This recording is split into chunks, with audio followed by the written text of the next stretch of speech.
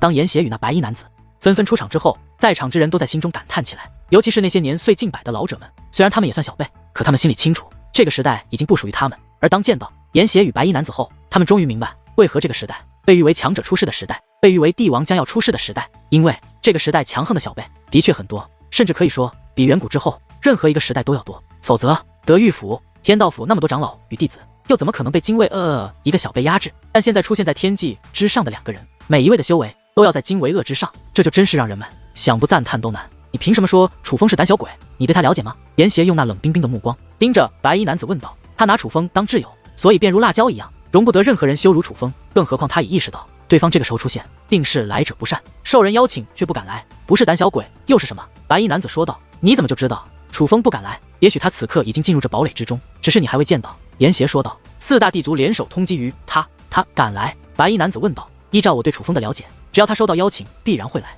严邪说道。若是他来了，那倒是可以证明他不是个胆小鬼，不会我会让所有人知道，就算那楚风不是胆小鬼，可也只是浪得虚名的废物，因为我会让他死在我的手中。白衣男子话到此处，握了握拳，眼中也是闪过一抹杀意，他这绝对不是开玩笑，而是真的已对楚风动了杀念。辣椒，看来楚风不止得罪了四大地族，他的仇人真是不少啊。大萝卜低声说道。闭嘴！辣椒怒喝一声，可是却也目光闪烁，显然对楚风的安危很是担心。此刻最为淡定的倒是楚风，他知道为什么这么多人诋毁他、侮辱他，甚至想杀他，那是因为四大地族给予的高额悬赏，那悬赏实在太诱人，所以想要对付楚风的自然就多。可若对付楚风，也不能随便对付，否则会被人唾弃。所以他们若想对付楚风，就必须给楚风扣上罪恶的帽子。对于这些人的小把戏，楚风都看得清清楚楚。天道府、金银童，包括这位白衣男子，都是想要悬赏之辈。楚风乃我挚友，你想杀楚风，我绝不会坐视不管。而我严邪不杀无名之辈。说吧，你叫什么？严邪冷声问道。本人姓战名乾坤，恩师名为战苍天。白衣男子一字一句的说道。什么？他的师尊是战苍天？他是战苍天的弟子战乾坤。而听得白衣男子的话后，许多人都是目光一闪，大吃一惊，看向白衣男子的目光变得又惊又恐，又愤慨又害怕。而此刻，从周围人那议论声中，楚风已然得知这白衣男子的真实身份。战苍天，五大恶人之首，金银铜铁四大恶人，在他的面前都要规规矩矩，俯首称臣。而战苍天的弟子战乾坤，更是五之圣土最顶尖，也是最有名气的小辈之一。他的种种事迹，早就在五之圣土广为流传。而如今这最强小辈争霸会上，东帝弟子邀请的名单中，便有着战乾坤的名字。由此可见，这战乾坤绝对不是浪得虚名，而是位具有真材实料的天才，竟是邀请名单上的人物。这下可大事不妙了，不知道楚风的朋友顶不顶得住啊？大萝卜一脸的担心，真够倒霉的，邀请名单上的强者那么多，怎么偏偏最臭名昭著的被咱们这边遇到了？辣椒也是柳眉紧皱起来。事实上，此时此刻，在场的很多人都不看好严邪，毕竟那战乾坤的声名是如此之盛。而此刻，楚风却是面带微笑，毫不担心。严邪的实力他是清楚的，这战乾坤再强，可未必就能胜过严邪。但不管怎么说，高手过招，无论胜负都是有所收获的。对严邪来说，这也是一场难得的交锋，而楚风不想破坏这对严邪来说极为难得的机会，所以他决定继续做一个安静的旁观者，看一看严邪与这战乾坤对决究竟是孰强孰弱。原来是大恶人的弟子，难怪会为那三个家伙出头。既然如此，那我杀你便更是理所应当。事已至此，严邪懒得废话，掌心一翻，一杆火焰萦绕的火红色长枪便出现在了严邪的手中。这杆火红长枪一出，严邪的气息顿时暴涨，哪怕众人皆在堡垒之内，可在严邪的上方依旧风起云涌，可想而知这兵器的厉害。火龙帝王枪不过不再是仿品，而是真正的半成帝兵。炎族果然不愧是炎族，哪怕过去了那么多年，却也藏着这样的宝贝。楚风当初与严邪交手，严邪就曾拿出过火龙帝王枪，不过那时严邪手中的火龙帝王枪乃是一件仿品，可如今的却是真品，半成帝兵，可不是只有你有。眼见严邪手握火龙的王枪攻了过来，那战乾坤也是冷然一笑，随后一把黑岩升腾的大鞭子便握于手中。这黑色的鞭子不仅是一把半成帝兵，在战乾坤甩动之间，更是宛如一条黑色的巨龙，龙吼震天地，威力盖苍穹。但严邪却毫不示弱，手中长枪摆动，道道火龙飞掠而出，眨眼间便与那战乾坤站到了一处。刹那间，天昏地暗，可又时常火光四射，汹涌的涟漪化作无形的猛兽，冲击四面八方。因为场地有限，二人的实力却又太强，所以一时之间，下方的许多人都是被那余威吹得连滚带爬，更有甚者，更是被轰断四肢，七孔流血，受了重伤。地狱府布阵，这种情况之下，倒是地狱府挺身而出，顶着伤势，强力布阵，替众人挡下了余波。我也来。眼见着已是受伤的地狱府都能在此时为众人着想，许多高手也是纷纷加入其中，联手抵挡天际之上不断落下的余波。这一幕可谓既温馨又感人，人族之团结在此刻尽显。无知五品半地的造成的余波，岂是你们能挡得住的？与其为了观战在这等死，还不如赶紧离开此处。然而天道府不仅没出手，反而鄙夷的冷笑，说话间便准备离开。虽然天道府所作所为很是可恨，可他所说之话却也不无道理。严邪与战乾坤所造成的余波，的确不是在场的人能够挡得住的。果不其然，不知是有心还是无意，那战乾坤手中的黑岩鞭子连甩数下，数条黑色的气焰宛如黑龙一般爆射而出，其中3道竟对着下方的人群飞射而来。而这样的攻势让在场之人皆是脸色大变。这条黑龙若是落到地面，一表之人定是要死伤惨重，甚至无一生还。快走！眼见大事不妙，那已经悄然远离人群的天道府众人，在那位长老的呼唤下，更是加快了逃离的步伐。真是卑鄙！见天道府的人早就逃跑，人们忍不住在心中咒骂起来。他们逃走倒也没什么，可是却偷偷逃走，实在让人看不惯。然而，就在人们觉得大难临头之际，忽然一道金灿灿的防御罩在人们的上方浮现开来。这防御罩出现的很是及时，不仅将战乾坤那落向人群的攻势挡下，本身也是毫未受损，可谓非常的坚固。这一幕让人们倍感吃惊，不由仔细观望起来，这才发现那防御罩不仅金芒闪烁，其中还有蛇纹涌动。蛇纹级黄袍界灵师，是蛇纹级黄袍界灵师，在场之中还有高手。此刻人群沸腾了，就连大萝卜也是一脸赞叹，连连说道：“我武之圣土果然卧虎藏龙，竟有蛇纹级黄袍界灵师来到此处，在哪？在哪？”蛇纹级黄袍界灵师不就是与楚风一个级别的界灵师？小萝卜四下张望，想要寻得那出手之人，就连辣椒也是忍不住偷偷寻找起来，想要看一看那出手救了他们的界灵师究竟是何方神圣。但他们却不知道，那位出手之人就站在他们的身旁，出手的自然便是楚风。只不过楚风此次出手却是神不知鬼不觉，没人知道是他出的手。可恶，这是故意的！然而就在人们寻找那出手之人时，天道府的人却是咒骂连连，顺身观望。人们发现天道府的人因为早就逃离，所以没有被那防御罩覆盖，而刚好有一道黑龙在他们附近降落，余波横扫开来，使得半地以下强者非死即伤，损失惨重。以蛇纹级黄袍界灵师的手段，完全可以覆盖到天道府的人，可他偏偏没有那样做，显然是不准备救他们，自私又卑鄙，这下遭报应了吧？真是活该！对于天道府的惨状，在场之人不但没人同情，更有甚者更是在开口叫好。而若要问楚风是不是故意不救天道府，那自然是故意的。天道府的人如此卑鄙，当众羞辱他也就算了，但是本意却是想要对付楚风，去领4大地族的悬赏。这种人楚风怎么会救？不过楚风可没工夫搭理天道府，而是目不转睛的望向天际。天际之上，黑色气焰与茫茫火海相互交织，焚烧天际，撩动虚空，异常壮观。那已不是寻常的交锋了，二者皆是使用了极为强力的地境武技。严邪与战乾坤都已使出了看家本领，二人的对决已是越发激烈。好厉害！那楚风的朋友竟如此之强，可与战乾坤战得不相上下。莫非楚风真如传闻一般，也具有此等逆天之能？随着二人造成的余波席卷而下，落在楚风布置的防御罩上，防御罩内的众人也再度将目光投向了严邪与战乾坤。而看到二人如此激烈的争斗，人们不仅赞叹，却也不由得联想起了楚风。对于楚风的事，他们只是听闻，而未亲眼所见，所以很多人都是半信半疑。但见到严邪如此之强后，便不免有些相信楚风的传闻可能是真的。火龙焚天刺，忽然严邪手中的火龙帝王枪与那茫茫火焰融为一体，随后对着战乾坤一指，又喝一声。第一次，一条栩栩如生的火龙自那火龙帝王枪奔腾而出，冲破二人造成的所有涟漪，以极快的速度向战乾坤攻了过去。见状，战乾坤也是猛然挥动手中的长鞭，配合强大的武技来抵挡那条火龙，连7次。然而当其费尽力气将那火龙挡下之后，足足7条火龙一同向他吞噬而来，并且一条比一条凶猛，尤其最后一条更是骇人无比。该死！这一刻，哪怕战乾坤也是面容大变，那火龙瞬息便来到他的近前，连跑都来不及。他感受到了真正的危机。事实上，此刻在场的很多人都被天际之上的火龙给惊呆了，他们都不知道那是什么，可却能够感受到那火龙的恐怖。此刻唯一能保持淡定的唯有楚风。楚风知道这是严邪的绝招，当初若不是楚风仗着有的进仓明斩，怕是也要败在这火龙焚天刺之下。而战乾坤显然无法挡下这火龙焚天刺，二人的争斗看来胜负已分。然而就在楚风觉得这场争斗胜负已分之际，在那火龙之中忽然传来阵阵怪叫，而当那怪叫落下之际，那凶猛的火龙竟然开始渐渐消散。终于火龙彻底消散，战乾坤则是再度浮现在人们的眼前。这一刻，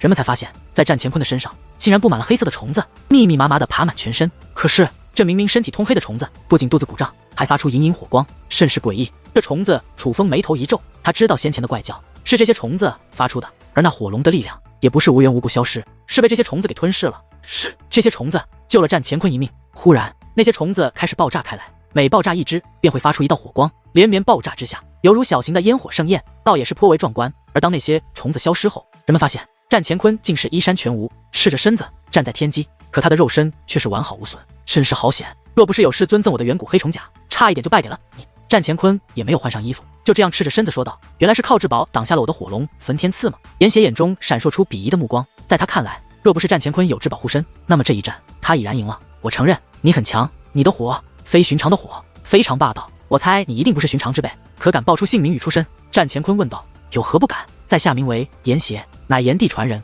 炎邪高声说道。什么？炎帝传人？莫非是万年之前与青帝争锋，武之圣土禁区，炼狱火海的创造者？炎族因他而走上巅峰，又因他而消亡的炎帝，炎帝竟然还有后人？炎族竟未灭亡，果然是大时代。不仅工地的传人出事了，连炎帝的传人也出事了。炎邪此话一出，顿时激起千层浪。炎帝毕竟是近代的强者之一，万年之前，若不是青帝的出现，炎帝很可能就是那个时代的帝王。所以知道他大名的人非常之多。炎邪竟是炎帝后人，他们自然吃惊。虽然吃惊，却也坚信不疑，因为人们早就发现炎邪的手段是与传说中的炎帝如此之像。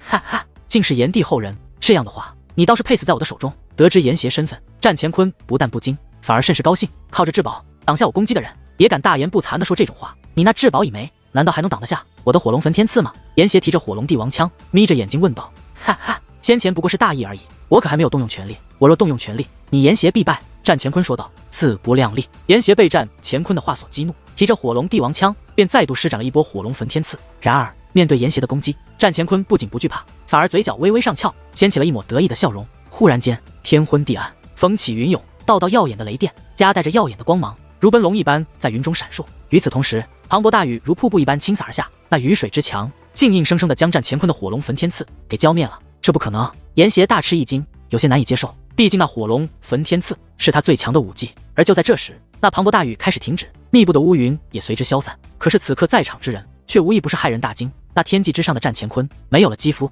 没有了温度，他竟然化作了一个蓝色的水人。而此刻他的气息也不再是5品半地，而是一位6品半地天赐神体。楚风眉头微皱，他担心的并非是战乾坤的那能够提升1品修为的天赐神体，因为他知道炎邪也是天赐神体，并且也能够提升1品修为。而他之所以担心，是因为这战乾坤的天赐神力是水，而炎邪的天赐神力却偏偏是火。万物相生相克，而水克火，这是所有人都知道的事。也许寻常的水破不了炎邪的火，可这天赐神力的水就未必了。现在你知道我为何如此自信了吗？战乾坤得意地说道。天赐神力可不止你有！炎邪大喝一声，顿时火光萦绕，眨眼之间，他便化作了一个浑身缠绕紫色火焰的火人。使用天赐神力之后，炎邪的气息也是从5品半地提升到了6品半地。随后，忽然一声巨响传来，一道磅礴的紫色火焰化作一道直线，径直地向战乾坤压迫而去。而战乾坤也不惧怕，同样身形一动，向炎邪反掠而去。刹那间，火焰滔天，水花四射，二人已是斗在了一处。就算你能提升到与我一样的修为，可你的火能斗过我的水吗？战乾坤一边出手，一边出言讽刺。少废话，剩我再说。炎邪自然知道火难敌水，可却也知道此刻没有退路，必须全力以赴。战还有生机，退必死无疑。可是如楚风所想一样，战乾坤的水并非寻常的水，好歹是天赐神力。若是对待他人，也许他的水也许还不如炎邪的火强悍。可是此刻他用他的水来对付炎邪的火，便占据了绝对的优势。二人交战，起初还好，看似不相上下，但是经过一番缠斗之后，炎邪便落入了下风，并且没有了翻身的余地，越来越弱，陷入了苦战。到了最后，炎邪已经陷入了绝对的劣势，只是苦苦挣扎。可那战乾坤却未伤炎邪，就如同戏耍猴子一般，不断的戏耍炎邪，甚是可恶。这炎邪也是少见的天才，可惜他遇到了战乾坤，天生被克，真是倒霉啊！炎邪若真的死在战乾坤的手中，实乃可惜。众人也都看出了门道，纷纷为炎邪感到可惜。可以说，炎邪败的不是实力，而是运气。忽然之间，炎邪的体内爆射出数千条水蛇，那水蛇个个长达100米，不仅封锁天际，更是宛如千军万马一般，将炎邪团团包围。而经过先前的交战，炎邪身上的紫火也变得异常虚弱，最终紫焰消散，气息也从6品半地恢复成了5品半地。此刻得他站在天际之上，虽然并未受伤，却是气喘吁吁。只是人类大笑的他，被数千条长达100米的水蛇包围，不仅很是渺小，同样很是弱小。那水蛇若是发动攻击，炎邪必死无疑。炎邪，你为那楚风而战，值得吗？你说他不是胆小鬼，不是废物，可现在你快因他而死了，他又在哪里？战乾坤并未急着出手，而是冷嘲热讽起来。胜者王侯，败者寇，你胜了，我本无话可说，可你能胜我，未必能胜得过楚风，因为我炎邪此生只败给过2个同辈，一个是你，另一个便是楚风。虽然同样是败，可对楚风我服，而对你我不服。炎邪说道。什么？这炎邪也败给过楚风？听得此话，众人又是吃了一惊。炎邪如此之强，却也不敌楚风，这就是在间接的告诉人们，楚风是如何的强大，是吗？原来你败给过楚风，那这么来看，我与楚风倒是有缘，至少都胜过炎帝传人。不过，我不仅胜了你，我同样会胜过楚风。战乾坤冷然一笑，说道：炎邪，看在炎帝的份上，我给你一个活命的机会，只要你向我跪地求饶，我便饶你一命。多说无益，动手吧。炎邪闭上了双眼，他誓死不会低头，又怎会向人下跪？哈哈，看来你倒是明智，知道就算跪了，我也一定不会放过你。见言邪未跪，战乾坤反而哈哈大笑。他不仅说出了自己无耻的打算，却丝毫不感到羞耻，反而感到很是得意。看到这样的战乾坤，在场之人无一不是心生厌恶。此子果然如传闻一般，虽有逆天之能，却是真正的人渣。不过记住，你的死是因为楚风。忽然，战乾坤收起笑容，眼眸寒芒闪烁，那数千条水蛇便张着血盆大口，一同向战乾坤吞噬而去。一声巨响传来，顿时水花四射，如瀑布一般的雨水再度倾洒而下，落在结界之上，就连结界也是不断的颤抖。由此可见，这水的威力是何其之大。此等攻击之下，炎邪的气息也是彻底消失。眼看炎邪大势已去，许多人都是哀叹连连，摇头不止，甚至不愿抬头再看。虽然那只是炎邪与战乾坤的争斗，不关他们什么事，可是战乾坤是什么人，人们也很清楚。就天赋来论，战乾坤绝对是难得的人才，可就人品来论，他也是个绝对的祸害。这种人活着对所有人来说都是个威胁，死了最好。而炎邪却是炎帝的传人，从先前的举动，他们也能看出炎邪乃是正派之人，至少他愿为朋友两肋插刀，且不会因死而向对方低头，很有骨气。尽管炎邪与他们非亲非故，可是打心眼里他们都是不希望炎邪败的。可是对于二人的胜败，他们也只能是希望，而无力改变。炎邪没死，你们快看，炎邪没死！忽然之间，有人指着天际惊呼一声：“炎邪没死！炎邪真的没死！”在此之后，人们都望向天际，而看到此刻的情况之后，在场之人皆是喜出望外，随后又很是吃惊。此刻炎邪的确没死，不仅没死，还毫发未伤。而人们之所以如此吃惊，却并非仅此而已，而是因为在炎邪的身前竟然还站着一个人。但不管此人是谁，能在此刻出现在炎邪的身前，那便已说明此人绝非寻常之辈。他不要命了，怎么跑到那里去了？然而此刻，相比于其他人，辣椒、大萝卜与小萝卜三人可就是吓了一跳。与其他人不一样，他们此刻的反应并非是好奇，而是担心。因为此时此刻站在炎邪身前的不是别人，正是头戴斗笠的楚风。只不过在他们眼中，此人不是楚风，只是头戴斗笠的陌生男子。想要杀他，你还不够格。楚风缓缓开口，语气不轻不重，却字字有力。莫非又是楚风的朋友？看来楚风的朋友也很多嘛。不过无妨，一个也是杀，两个也是杀。我决定了，今日除了我的三位师弟以及天道府的人之外，在场的我都要杀。忽然，战乾坤冷然一笑，眼中闪过一抹狠色，那种狠是真正的狠辣，杀人不眨眼，视人命如草芥的狠辣。而听得此话，众人皆是神经一紧，随后骇然失色。这战乾坤竟要大开杀戒，要将只是旁观者的他们给杀了。无辜，他们可都是无辜的旁观者呀，再如何也不该杀他们。不对，这不太对。金卫恶他们是战乾坤的师弟，毕竟他们师傅都有同一个称号，就算关系不好，但不杀他们也是情理之中。但是为何天道府的他也不杀？难道说天道府与战乾坤有着什么关系？事实上，这也是此刻天道府心中所想。他们很清楚，天道府与五大恶人没有任何关系，所以自然不会与战乾坤有关系。所以他们也想不通，战乾坤为何不杀他们？难道说是因为之前他们没有对战乾坤出手，战乾坤心怀感激了？这也只能是他们想到的唯一一种可能。我今日所做的壮举需要有人传播，天道府的人刚好适合。战乾坤再度开口，话音落下之际，看向了天道府的众人：你们说对吗？贪生怕死的胆小鬼！听得此话，天道府的人纷纷怒火涌动，气得咬牙切齿，可却也不敢多说半句。谁让他们技不如人，都不是战乾坤的对手。我玩够了，你们可做好了为楚风而死的准备。楚风的朋友们，战乾坤将那藐视的目光投向了楚风与炎邪。已经动用天赐神力的他，自信无比，就算眼前这位头戴斗笠的男子明明挡下了他的攻击，但他也丝毫不惧。可就在这时，忽然巨响传来，一股磅礴的威压从天而降，向战乾坤压迫而来。那威压之强，宛如浩瀚星河，自九天之上倾洒而下，不仅壮观无比，更是震慑八方。面对此等威压，战乾坤也是眉头紧皱，不敢怠慢的他赶忙使尽全力，用自己的最强威压去迎面抵挡。然而当两股威压相互碰撞的那一刻，就仿佛是一道水滴落入汹涌的江河，瞬息便被淹没，一去无影踪。原来对方的威压乃是江河，而战乾坤的威压却只是滴水。于是战乾坤只得惨叫一声，随后便被对方强大的威压从天际之上压迫到了地表之上，土壤翻飞，石屑四射，强大的力量直接将战乾坤被压入了地底深处，惨不忍睹，七品半地。这竟是一位大人物，究竟是何方神圣？此刻众人皆是吃惊不已，他们都感受到了对方那强大的实力。那威压乃是七品半地，而那威压的主人正是头戴斗笠站在炎邪身前之人。七品半地，无论是何年纪，只要100岁以内，这在任何势力中都是一方人物，是一个角色，是受重用之辈。所以此时此刻，在场之人无论是何身份，望向那天际之上的斗笠男子，都是肃然起敬。这不仅仅是因为对方救了他们一命，更是因为对方那强大的实力。前辈饶命！是战乾坤有眼不识泰山，误以为前辈是那楚风朋友，先前出言不逊，理当该罚。可还望前辈看在我师尊的面子上，给晚辈一个机会。此刻战乾坤也是慌了，他先前的傲气已然不在，先前的狂妄已然不在，有的只是战战兢兢，有的只是惊恐万分。先前的威压对决，让他清楚地了解到了对方的强大，那根本就是他无法抗衡的人物。在这种人的面前，他能做的唯有求饶，前辈。然而对于战乾坤的求饶，楚风却是轻笑一声，随后说道：“你也不仔细看看我究竟是谁？”话罢，楚风将头上的斗笠缓缓摘下，露出了自己的真容，竟然是他。此刻在场之人无一不是目瞪口呆，大吃一惊。楚风竟是楚风！过了好一会，人们才反应过来，但却仍然无法接受这个事实。他们怀疑的楚风，质疑的楚风，竟比传闻中还要强大。不是说那楚风只是4品半地吗？不是说那楚风只是勉强胜过西门飞雪吗？可这7品半地的威压又究竟是怎么回事？但那些都已无关紧要了。传闻可能是假的，可这7品半地的气息不会作假。楚风比传闻中还要强，他乃是一位7品半地，这是一个让人难以接受却又必须接受的事实，因为他就那样站在天际之上。不仅如此，还只凭一缕威压便击溃了想要击败他们的战乾坤，救了他们一命。楚风竟然是楚风！小萝卜此刻惊得面容扭曲，已是语无伦次。楚风他竟不是同名，而就是楚风。大萝卜也同样是吓得不轻。至于辣椒，没有说话，可是一只小手紧紧地捂着自己的胸口，小嘴微张，气喘连连，就如同受到了巨大的刺激一般。准确来说，他更像是被吓出了心脏病。楚风，你是楚风？此刻表情最精彩的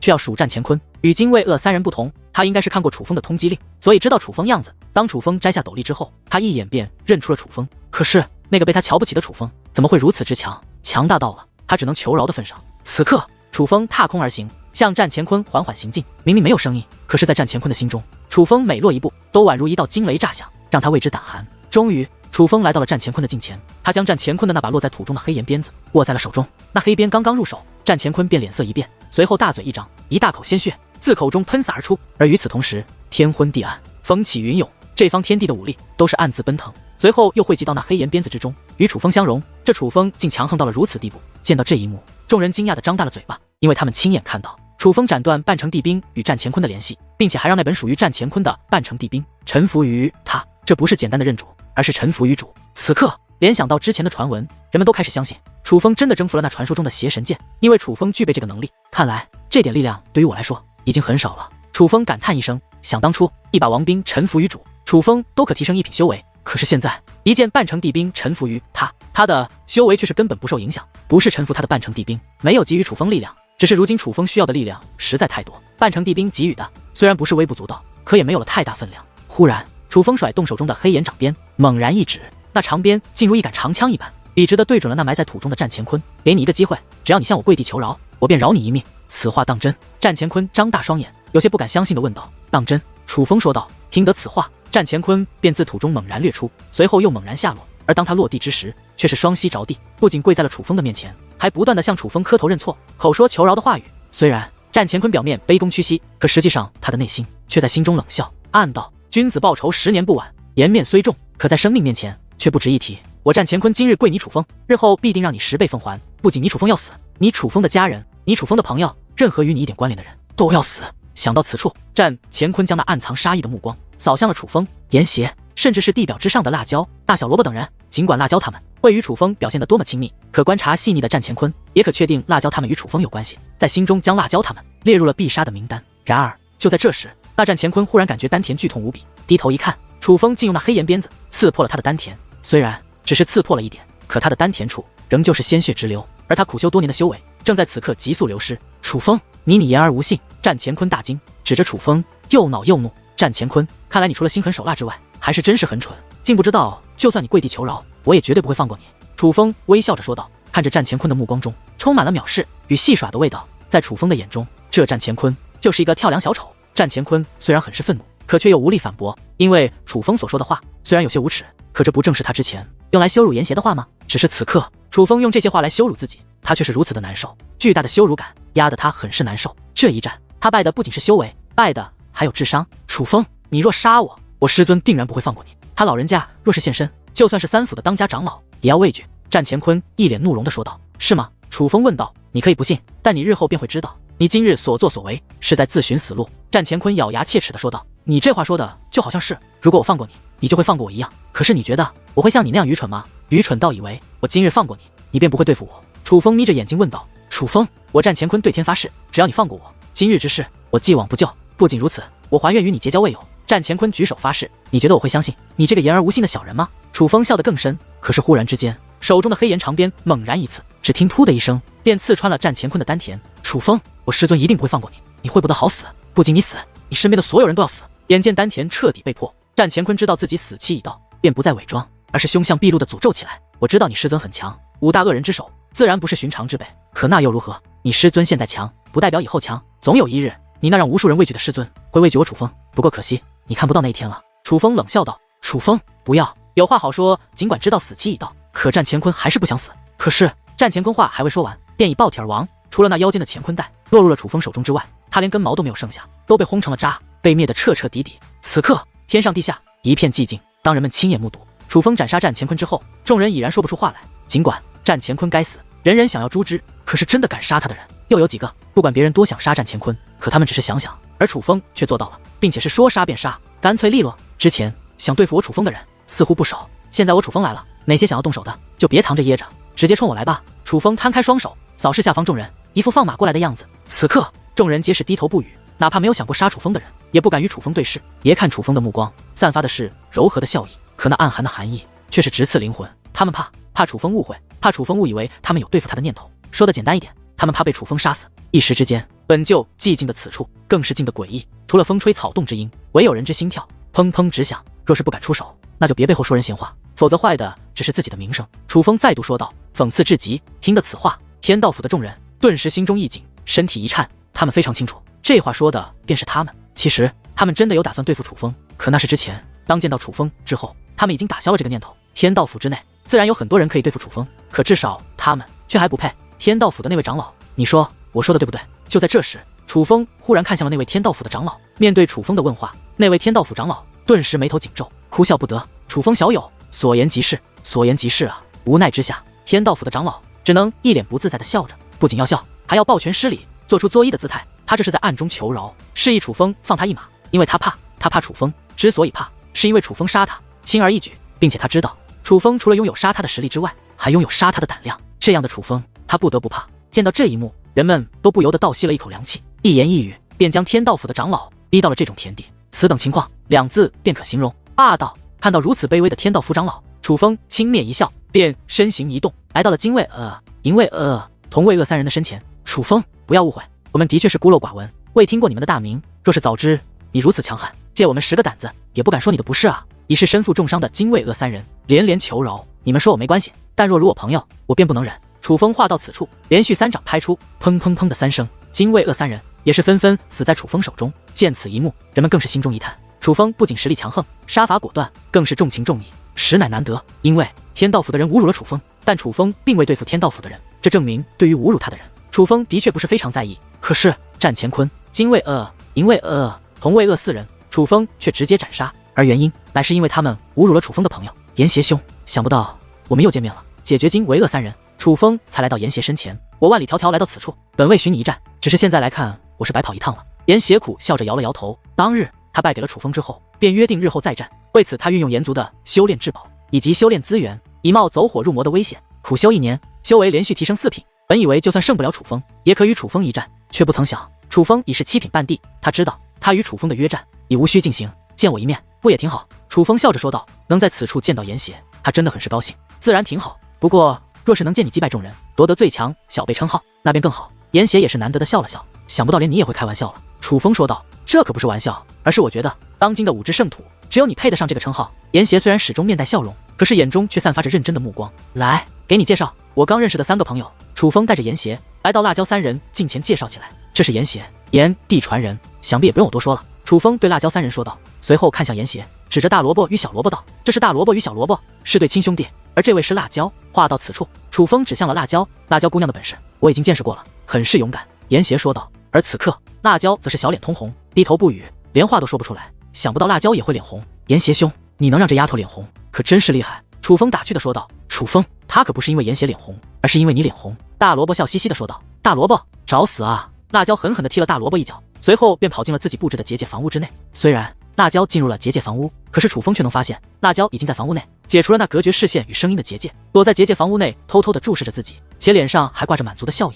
哈哈，楚风大哥，想不到你真的就是楚风，我真是感觉自己太幸运了，就能与你结识。小萝卜很是兴奋地说道。与我结识，对你们来说恐怕未必是好事。楚风这话虽然是玩笑的语气，可他真的是有些担心，而他担心的自然便是4大地族。4大地族如今抓狂了一般，想要对付楚风，为了抓住楚风，怕是会使尽一切手段，而楚风的朋友也将成为他们的目标。这也是为何青木山如今要与楚风撇开关系的原因。楚风小友倒是不必为他们担心，我的玉府的弟子还不是谁都可以动的。我在这里向你保证，我的玉府一定会保证他们3人的安全。就在这时，那位的玉府为首的长老率领的玉府的众人满面笑意地走了过来。弟子拜见常长老，拜见诸位长老。见状，大萝卜与小萝卜赶忙施礼。身为地狱府的弟子的他们，面对这样的阵势，此刻显得很是拘谨。尤其是小萝卜，见到楚风他都没有害怕，可是见到这些长老，竟是瑟瑟发抖。不必多礼，那位为首的长老摆了摆手，随后便笑眯眯地看向楚风，抱拳说道：“楚风小友，在下常平，幸会楚风小友，常前辈客气了，能结识诸位前辈，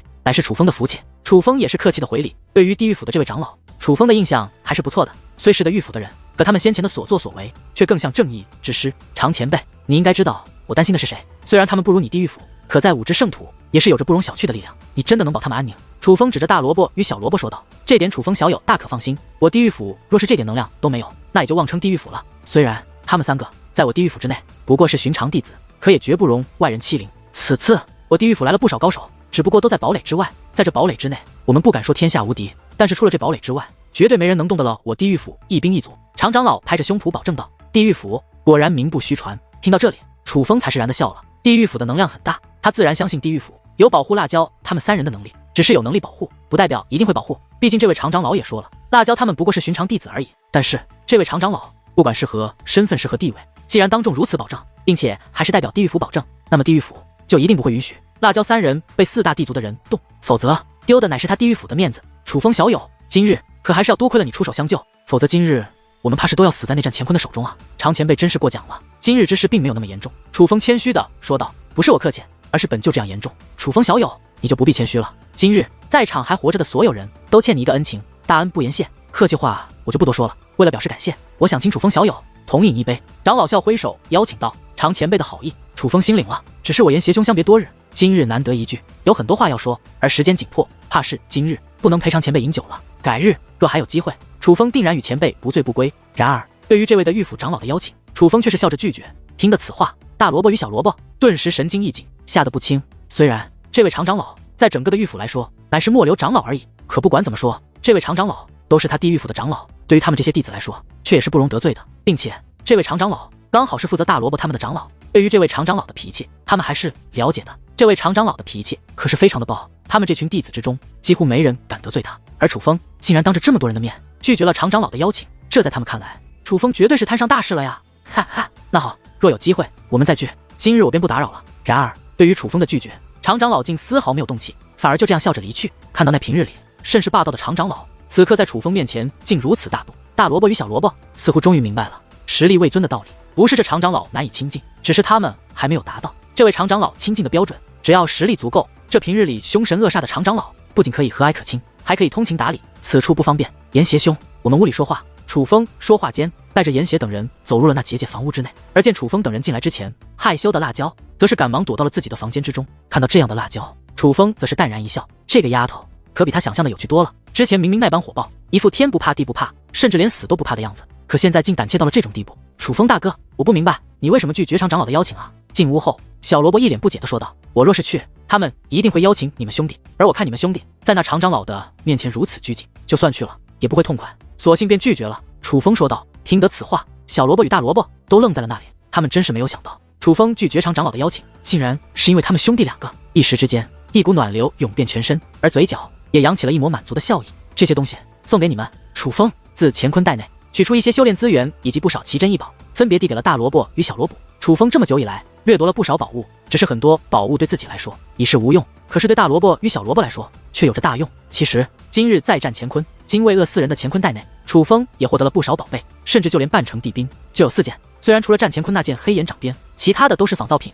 但也毕竟是半成地兵。只不过这些东西毕竟是恶人弟子的，楚风自己留着可以，但却不能送人，否则怕是会为大萝卜与小萝卜找来灾祸。毕竟臭名昭著的大恶人可不像4大地族，4大地族不管怎么说，为了自己的家族做事还要有所分寸，但是大恶人们独来独往，毫无顾忌，做起事来可是极为疯狂的。今日楚风斩杀了4位大恶人的闭门弟子，其实也是埋下了巨大的后患。4大恶人得知此事，定然不会放过楚风，只是今日之事进展到这种地步，楚风必须杀掉他们，因为就算楚风放过他们，他们也不会放过楚风，更何况他们对楚风朋友动了杀念，楚风绝对不会容忍，必杀之。不行，这太贵重了，我们可不能要。然而看到楚风送来的礼物后，大萝卜与小萝卜的第一反应便是拒绝，拿我当朋友就收下，否则从今以后别说认识我。楚风强行将这些宝贝塞到了大萝卜与小萝卜的怀中，大萝卜与小萝卜皆是不知如何是好。你们就收下吧，这些东西对楚风来说无用，但对你们将有大用，这是他的心意，你们就不要拒绝了。严邪也是劝道，那就多谢楚风兄了，谢谢楚风大哥。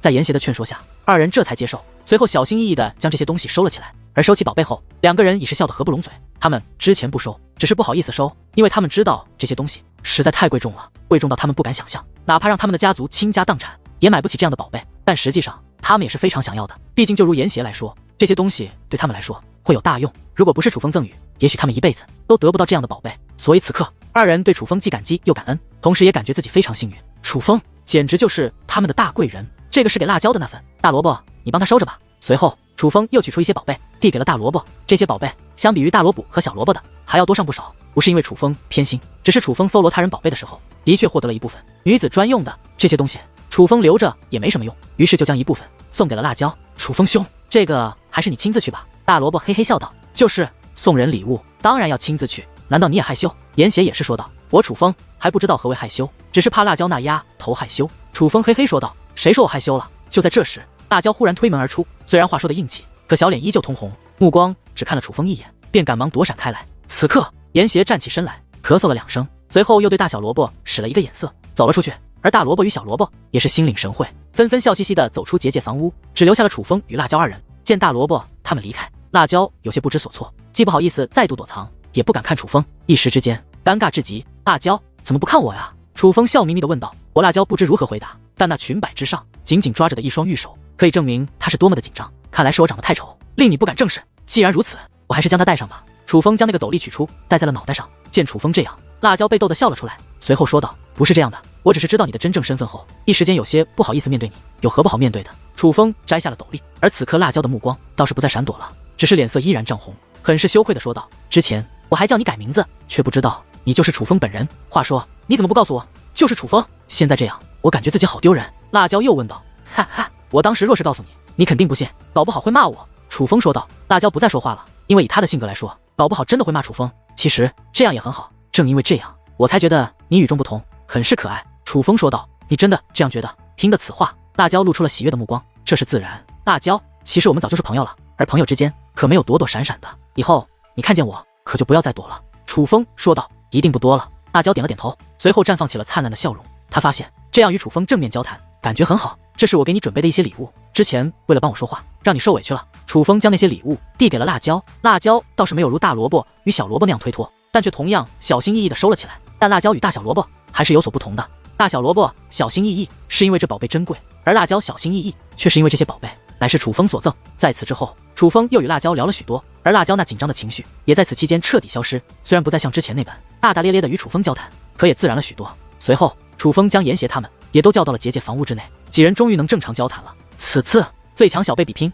除了楚风之外，似乎劲敌也有不少。楚风倒是无所谓了，但我还打算去会一会他们。所以萝卜兄，身为地狱府的人，在那公布的邀请名单中的人，你应该了解一些吧？不知道哪些值得注意？严邪对大萝卜问道。此次公布的名单中，的确有很多厉害的角色，妖族的我不是很了解，但是人族的我基本都听说过。我觉得人族之中，对你们来说最具威胁的，便是3府之中的9个人。我的狱府的3位御史，人王府的封家3兄妹，以及天道府的3位天将，都是非常厉害的角色。尤其是我地狱府的3御史，狂御史、战御史、鬼御史，这3位非常强悍。听闻战御史乃是天赐神体，鬼御史修炼了禁忌玄功，而据说他们2人的修为，在前不久也已经突破到了6品半地。而最厉害的便是狂御史，他不仅修炼了禁忌玄功，同样也是天赐神体，并且他成功的将2种力量全部掌握。抛开逆天的战力不谈，他的修为也比鬼御史和战御史要强。狂御史并非6品半地，而是7品半地。大萝卜提及3御史，一脸的尊敬。虽然同为地狱府弟子，但3御史在地狱府的地位却是超然的存在，是无数弟子眼中的偶像。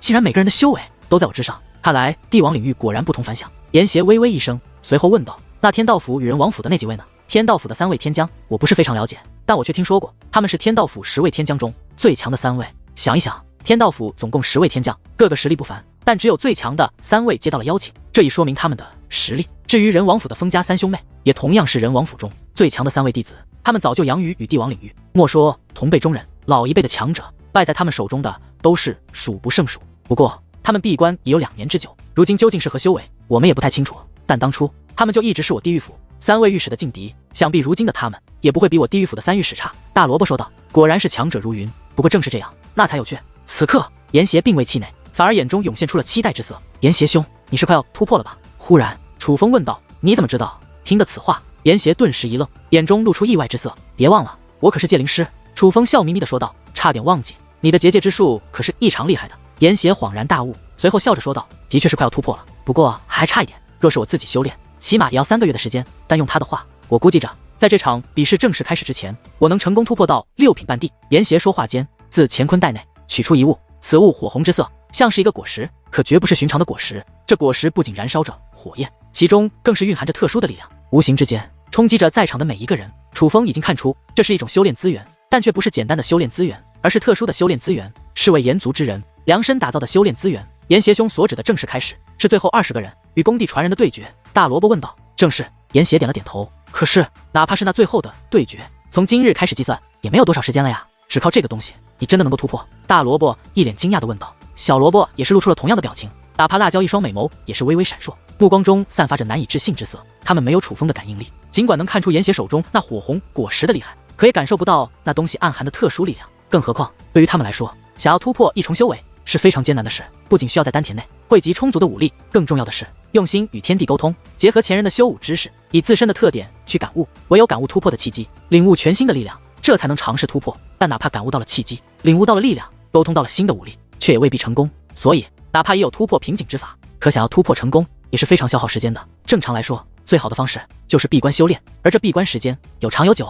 有的人踏入武王境之后，道遍此生再无作为，耗尽一生也无法突破。这边可以看出修武的难度，而武王境已是如此，更何况是半地境。所以，严邪说他能够在比试开始之前突破，他们不太相信。此乃炎帝大人为我炎族留下的修炼至宝，炎族之人用它修炼，会有无尽妙处。严邪解释道：“竟然这样奇妙，炎帝果然厉害。”听得此话，大小萝卜与辣椒3人脸上都露出了羡慕之色。此刻楚风也是微微点头，严邪所说的话并不假，这的确是件修炼至宝。但其实这宝贝不是只有炎族之人才能用，修炼了炎族功法之人也可以用，只不过这是最后一个了。看着眼中的火红色果实，严邪竟有些不舍。我可以帮你修炼，无需多日，明日清晨应该便可帮你突破。楚风说道。不是吧？听得此话，辣椒与大小萝卜3人都是惊讶的张大了嘴巴。这修炼还可以帮的？楚风，你是说真的？此刻就连严邪自己也是有些不太相信。可以试一试。楚风笑着说道。这种事情他也不敢打包票，那不如现在便试试吧。严邪迫不及待地说道。这里，你们要在这里闭关修炼？听得此话，辣椒与大小萝卜却是倍感吃惊。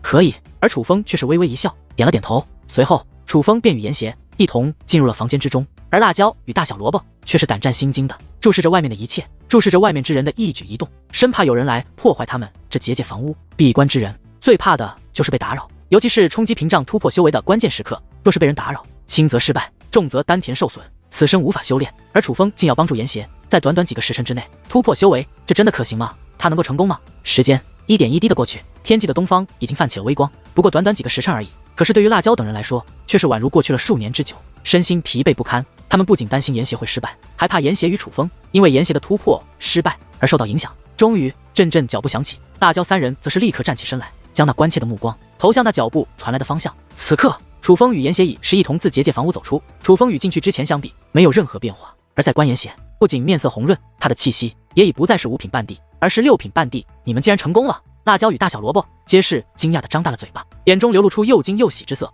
尽管想过成功的可能，但他们却没有想到，竟真的能如此顺利地变成功。我一直知道楚风兄的强悍，但今日我才知道，我仍然是低估了他。严邪惭愧一笑，可脸上却也是抑制不住的喜悦。不管之前他怎样计算着突破的时间，可也只是计算，如今已然成功突破，他心中的一块大石头也就落了下来，终于获得与其他同辈对抗的资格，他自然高兴得很。厉害，你们真是太厉害了！虽然同是小辈，可我算是发现了，我们与你们根本就是2个世界的人，怕是连修武的概念也决然不同。大萝卜一脸的自愧不如，眼中却是无尽的羡慕。楚风大哥，严邪大哥，那封闭的大门已经快要开始了，你们2个可一定要加油，夺得那20个名额啊！小萝卜看着外面说道。臭小子，你说什么呢？以楚风兄和严邪兄的修为，难道还夺不下那20个名额的其中2个？大萝卜轻轻地拍了下小萝卜的脑袋，随后看向楚风与严邪说道。楚风兄，严邪兄，祝你们能够一路高歌，取得最好的成绩。虽然我是地狱府的弟子，但我是真心希望你们2个能够夺得此次最强小辈争霸赛的第1名与第2名。话罢，大萝卜郑重地抱了抱拳。还用你祝吗？楚风7品半地，傲视群雄，这最强小辈的称号已是毫无悬念，必然就是楚风的。辣椒撇了撇嘴，是，你说的对。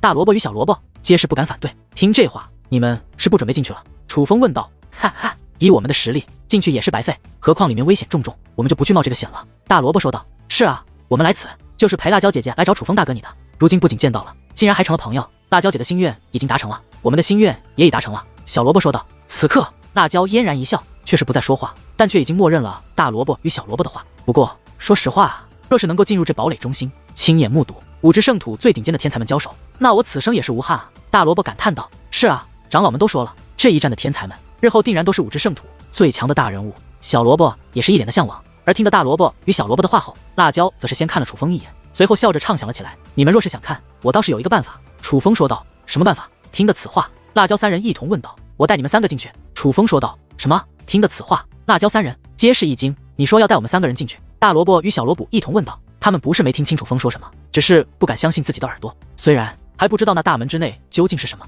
可是想都能够想到，那里面定是危险重重。楚风与严邪的实力，若要闯过道道难关，自然好说。可是若是带上他们3个拖油瓶，那绝对是在自己给自己增加难度。毕竟通过大门之内的关卡只是其一，最重要的还要争分夺秒。楚风点了点头，虽然话语不多，可是那眼中的自信却让辣椒3人找不到不相信楚风的理由。可是我们若真的能够进去，那也就等于占据了20个名额，其中的3个。可我们根本不具备与那些天才比拼的实力啊！大萝卜仍是有些担忧。我们进去之后，选择放弃比拼不就好了？我就不信，我们不打，他们还会拿刀架在我们脖子上，逼着我们去打。辣椒说道。辣椒所说在理，此处没有明确规定，不允许带着朋友进去看热闹，所以我自然就可以带你们进去。楚风也是说道。若是真能进去的话，那可真就太好了。听到这里，大萝卜与小萝卜的脸上皆是无比高兴的笑了起来，眼中更是露出了兴奋之色。若是真能进去，那可是完成了一个他们之前只能想象的愿望。此事定下之后，楚风等人便走出了结界房屋，而他们无论走到哪里，都是在场所关注的焦点。甚至楚风向那大门走去，所有人都是纷纷让路，并且还目光含笑的向楚风点头问好。因为4大地族与楚风势不两立的原因，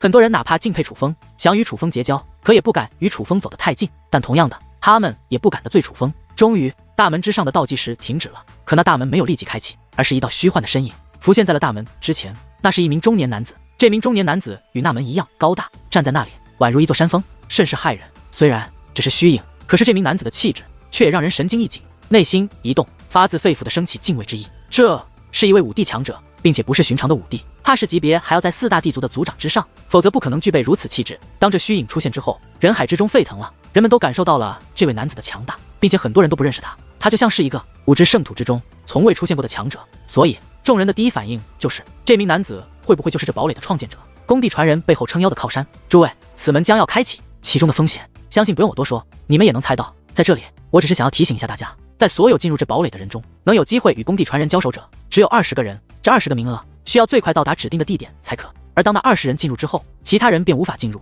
只能原路返回。所以请在场的诸位衡量下自身的实力，若是觉得自己没机会成为那20人之一，我奉劝大家不如不踏入我身后的这座门为好。因为就算你们能闯过重重关卡，也没机会进入中心区域，并且若是遇到闯不过的关卡，你们便将丧命。最后补充一点，此处的关卡超乎你们的想象，若是有人想要带着其他人闯关的话，那你就更要衡量自己的实力了，否则害人害己。话到此处，那位男子暗含深意的笑了笑，甚至还特意看了楚风一眼，随后那虚影便迅速消失。而与此同时，那关闭已久的大门也开始在沉重的轰鸣声中缓缓开启。大门虽然开启了，可是却没有一个人踏入其中，反而人们都将目光投到了楚风与严邪的身上。显然他们听过那位的话后，已经放弃了踏入其中的打算，而他们知道楚风与严邪肯定不会放弃。楚风兄，我想了想，我与小萝卜还是不去了，你带着辣椒去吧。忽然大萝卜说道。我也不去了。辣椒也是说道。虽然嘴上这样说，可是楚风能够看到他们的目光中暗藏着浓烈的遗憾。楚风岂会不知道，其实他们很想与自己一起进入堡垒深处，只是听过那位神秘男子的话后，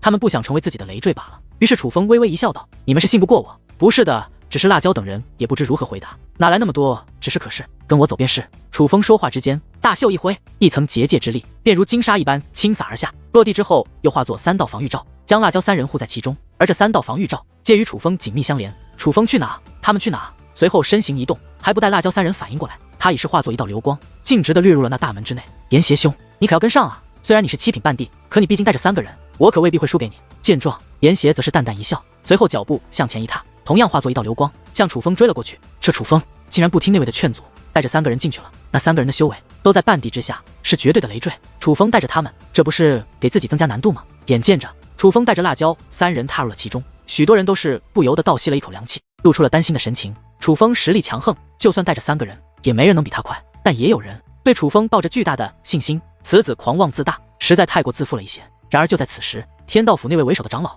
却是冷嘲热讽的开口了。这楚风觉得自己是七品半地，便可以天下无敌了，岂不知此次来到这里的小辈乃是高手如云，能与他争锋的可不在少数。尤其是我天道府的3位天将，哪一个比楚风弱？莫说天将之首，单说第2与第3，就将成为他楚风的噩梦。狂妄自大，目中无人，早晚自食其果。天道府的那位说这番话的时候，一脸的舒坦，就像一个不敢放的屁终于放出来了一样。显然这些话憋在他的心里已是许久。